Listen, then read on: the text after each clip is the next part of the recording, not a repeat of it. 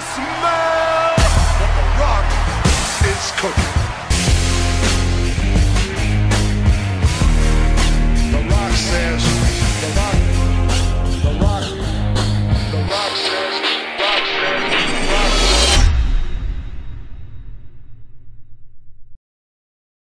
Salut mon Craquignou, je suis Stéphane Nogues, directeur de ECA, École de Catch Aya. Pour toi, pour t'aider, j'ai monté cette école il y a déjà plus de 10 ans. Juste avant de te faire découvrir les 10 conseils de The Rock pour réussir, tu es libre de télécharger ici gratuitement le guide de musculation mis en place par Tristan Archer, guide de musculation qui va te permettre de te préparer et de t'entretenir pour faire du catch. Tristan Archer, c'est qui? Tristan Archer, c'est le catcheur français qui travaille le plus en France.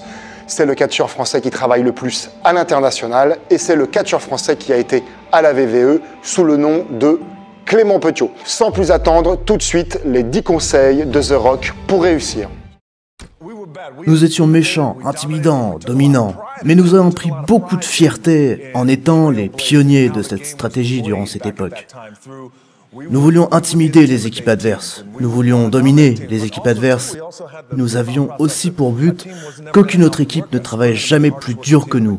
Nous devions être l'équipe la plus travailleuse du pays. Par exemple, nous sommes allés, sachant qu'on avait un gros match avec de gros enjeux, donc nous sommes allés à leur Doak Campbell Stadium. Et plutôt que faire un petit échauffement habituel, nous faisions quelque chose de différent. Nous les intimidions. Tous ensemble, nous nous mettions en ligne. Nous sommes dans leur stade, il y a leur staff et quelques-uns de leurs joueurs qui nous regardent. Au lieu d'essayer de comprendre notre stratégie, nous commencions à faire nos chants militaires. Par exemple, tous ensemble, nous chantions des choses comme Tu peux y aller, Rock, lâche-toi. Nous tous chantions Ça nous démange à nous tous, l'État de Floride va être notre Brooklyn Brawler. Je voulais divertir quand j'avais 8 ans. Je me voyais comme un mix de ces gars. Je me voyais être le mix entre Chuck Norris, Richard Pryor, Harrison Ford et Rocky Balboa. Harrison Ford dans Indiana Jones. J'étais comme tous ces gars. Oh, et Elvis Presley également, à 8 ans. Une ambition noble. Exactement. Je savais à cette époque que je voulais être un artiste et j'aimais cette idée et ce qu'elle représentait. À 8 ans, j'ai vu Indiana Jones pour la première fois et j'ai adoré ce personnage. Il était si héroïque. Il bottait des Brooklyn Brawler. J'avais de grandes angoisses tous les soirs avant d'entrer sur scène, parce que je ne pouvais pas être moi-même.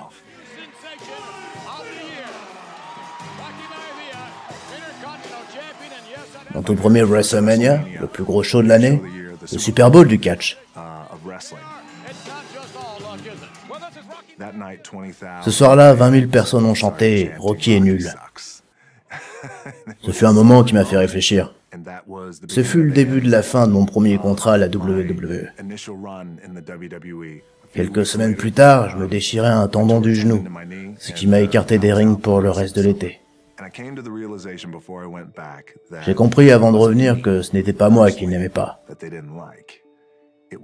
C'est parce que je n'étais pas moi. Je n'étais pas réel, pas authentique. C'est qui ce mec?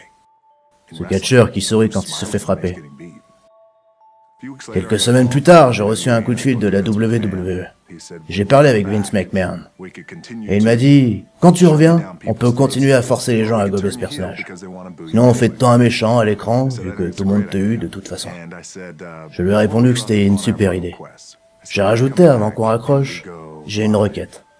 Quand je serai de retour, en direct, j'ai juste besoin de 2 minutes. En direct. Moi, qui parle à notre audience. Il a dit ok, à toi de jouer. Quelques semaines plus tard, on est en live, j'ai pris le micro, les fans étaient déjà en train de huer. Ils commençaient à chanter « Rocky est nul ».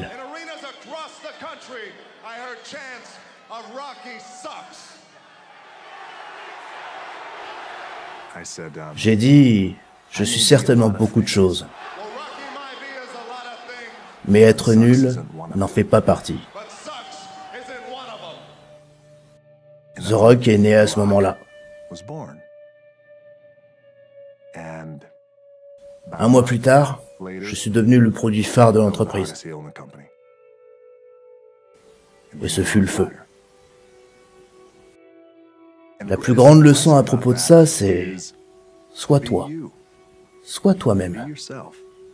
Que ce soit dans le divertissement ou en public. Que tu sois une célébrité ou pas, on s'en fout. La chose la plus puissante que tu puisses être, c'est toi. Oui, je me lève super tôt, j'ai ce truc-là qui fait que j'aime battre le soleil. Quand il y a une opportunité, ok, il faut que je me lève. Quand je fais, c'est juste important de trouver son équilibre, et j'essaie de faire les choses que j'aime réellement. Vous savez, souvent, c'est comme dans la vie, elle apporte des drames, tu es obligé de traiter avec cette personne, et avoir une relation saine, etc. Vous essayez de trouver le meilleur équilibre entre tout ça. J'ai une super équipe autour de moi qui m'aide énormément, et ça me permet d'être là aujourd'hui. Ils travaillent entre 12 et 14 heures par jour, se lèvent à 3 heures du matin. Ils envoient une vidéo sur Instagram de moi qui parle à ma machine cardio comme un taré. Alors oui, ça demande beaucoup de monde autour de moi. Je me lève à des heures de malade, qu'il soit 3 heures du matin. D'ailleurs, pour être sur le plateau à 4 heures du matin à Londres, pardon, je devais y être à 7 heures. Peu importe à quelle heure je prends mes appels, je le dis aux studios, aux réalisateurs et producteurs. L'heure à laquelle je prends les appels est à 7 heures. Tu recules ton horloge de 4 heures, et tu as l'heure à laquelle je me lève. Je m'entraîne 2 fois, je fais mon cardio, je mange, et ensuite je m'occupe de la musculation. Mais à quelle heure tu te couches? Tu dois finir tes tournages tard la nuit. Pour un film, je dois dormir environ 5 heures par nuit. Dans la dépression, le plus important est de réaliser que tu n'es pas seul. Tu n'es pas le premier à subir cela, ni le dernier.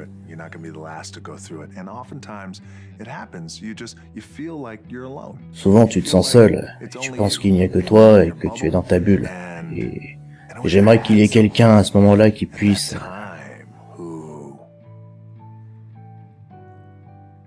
me prendre à part et me dire « Hé, ça va aller ».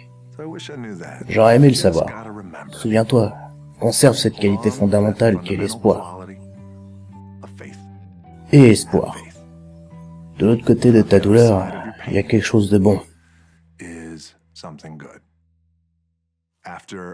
Après environ 1 mois et demi à rester dans mon petit appartement et le nettoyer, j'ai eu un coup de fil du coach en chef de l'équipe qui m'avait viré. Il m'a appelé pour me dire « Hé, je sais qu'on t'a viré, mais j'aimerais que tu reviennes. » J'ai répondu « Ok coach, merci beaucoup, je vais y réfléchir. » Mon père m'a dit « Tu vas pas le faire, n'est-ce pas ?» J'ai répondu « Non, je crois pas. Je pense que j'en ai fini avec tout ça. » Il m'a répondu « Quoi ?» Je lui ai dit que mes tripes me disent que c'est terminé. Puis il m'a demandé ce que j'allais faire. J'ai pris une grande inspiration et je lui ai dit que j'aimerais entrer dans le business. Il m'a demandé quel business. Et je lui ai dit le catch. Il m'a dit d'oublier ça. Que c'était la plus grosse erreur que je puisse faire. Il m'a dit, tu ruines ta carrière. Je lui ai répondu que peut-être je ne serais pas bon. Mais je sens dans mon cœur que je dois le faire. Et soit je m'entraîne auprès de toi, ou d'un autre. Mon père a saisi cette chance, et il m'a entraîné. Il est devenu l'un des plus grands chapitres de ma vie. C'est ma 10e année d'acteur, et le but est de bosser. Et j'ai commencé dans le cinéma d'action, et j'adore l'action.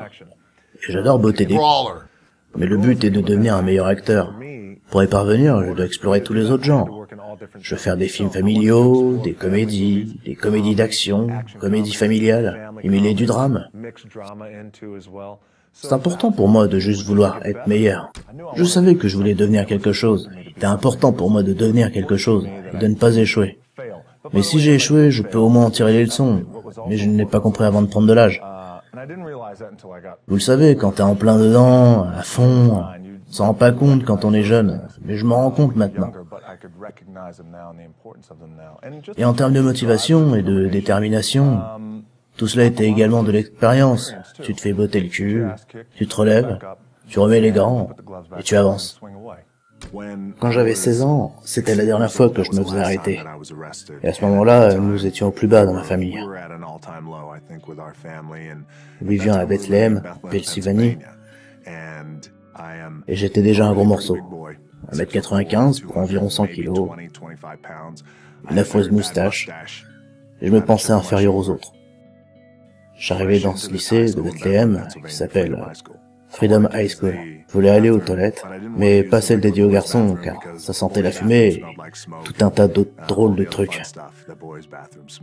Je vais aux toilettes dédiées aux professeurs, et un professeur s'approche. Il s'appelle Jody Swick, un vrai dur.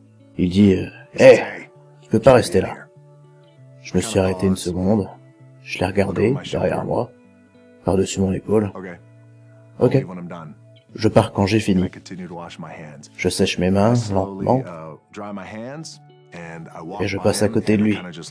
Et il me regarde, fulminant, sans rien dire. Je suis rentré chez moi ce soir-là et je me sentais mal. Le jour suivant, j'ai trouvé, je suis allé le voir dans sa classe pour lui dire « Je vous présente mes excuses pour mes actions d'hier. Je suis désolé. » Et j'ai tendu ma main. Il a regardé ma main, puis moi, puis ma main. Il m'a serré la main. Je ne l'oublierai jamais. Il ne lâchait pas. Il m'a dit « Je veux que tu fasses quelque chose pour moi. » Oui ? Je veux que tu joues au football pour moi. J'ai dit « Oui ? Ok. T'as ma parole. » Je n'avais pas plus réfléchi que ça, mais ok. Je vais jouer au football. Genre, jouer au football, ouais. C'est cool. J'ai donc joué au football pour Jody Swick. Il était notre coach en chef. Il est devenu pour moi une image paternelle et un mentor. Je tombais amoureux du football, mes notes ont progressé. J'ai commencé à être recruté dans toutes les écoles du pays. Les coachs arrivaient en disant « Il est là, Dwayne Johnson, 1m95, 113 kg, très organisé, très agressif. » Mes pensées générales ont changé, j'ai commencé à penser d'avoir des objectifs, à ce que je voulais accomplir. J'aimais cet homme. Je n'oublierai jamais l'impact qu'il a eu sur ma vie. Ce qu'il faut retenir de cette relation incroyable que j'ai eue avec lui, c'est l'empathie qu'il a eue pour un vaurien, qui lui a manqué de respect. Il a vu au-delà de ce vaurien et a dit « Je crois en toi, et je veux te remettre sur le bon chemin. » Souvent, quand je vois des jeunes qu'on qualifie de vauriens, c'est vrai. Et ils ont du bon en eux. Et nous devons voir ce potentiel, et j'aime voir du potentiel chez les jeunes, comme il l'a fait, surtout ceux qui sont capricieux. Et ils ont changé, parce que je sais ce que c'est. Merci, Jody. J'adore le 1er avril, mais avec moi, c'est le 1er avril toute l'année. Parce que c'est le 1er avril, tout le monde s'y attend. Alors, durant les fêtes de Noël, on se tenait prêt à faire une grosse annonce pour un film, et j'ai appelé mon agent, Brad Slater, en plein milieu de la nuit. Je lui ai dit « Mec, faut qu'on parle. » Et il me répond « Mais qu'est-ce qui se passe ?» Je réponds, je sais pas comment, mais mon cousin s'est fait arrêter avec des prostituées et mon nom y est rattaché maintenant. Et c'est sur le point d'être publié dans la presse. Il panique, je lui demande si ça va, ses émotions prennent le dessus, qu'est-ce qu'on va faire? Et là il dit, ok, tiens le coup, je reprends mon calme, bouge pas, je vais trouver une solution. Je lui dis, je sais pas quoi faire, je crois qu'il y a plein de prostituées dans cette affaire. C'est leur QG ici, c'est incroyable. Il va droit dans le panneau et je lui dis au bout d'un moment, Brad, poisson de décembre.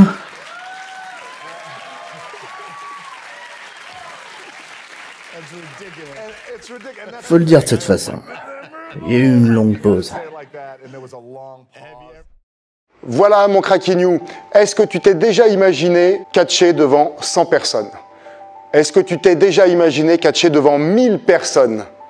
Est-ce que tu t'es déjà imaginé catcher, pourquoi pas, devant 10 000 personnes?